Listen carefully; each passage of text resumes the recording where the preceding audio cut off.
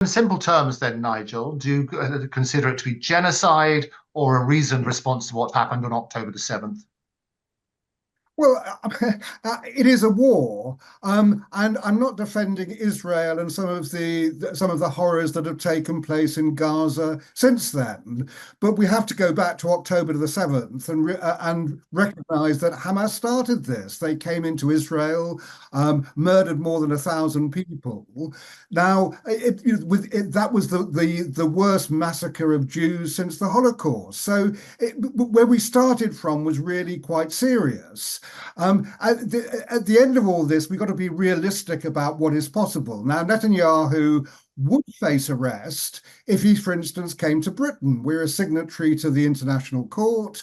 Therefore, if Netanyahu turned up in London, then we would have to arrest him. Not the same thing in America, because America are not signatories. But obviously, Netanyahu won't stray away from his homeland. So I think that the idea of actually arresting him just ain't going to happen. But ultimately, we go back to the problem that we've had here since 1948, and it is how a Palestinian state and an Israeli state can live in peace side by side. And the two-state solution is not easy to suddenly implement. Would Israel, for instance, allow an independent Palestine to have a standing army, for instance?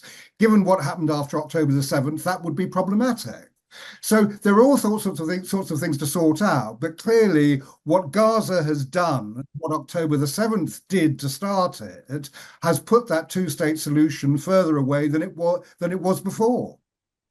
Yeah, and you make an interesting point. I mean, do you think that Hamas can be defeated, Nigel? Yes, there's no reason at all why the Israelis shouldn't do that. And one of the problems we've had is the Israelis won't allow Western journalists into Gaza to see for themselves what is going on. So all we have is what the IDF say that they're doing. So there's no doubt that Israel is far more powerful militarily. Ultimately, Hamas would be defeated.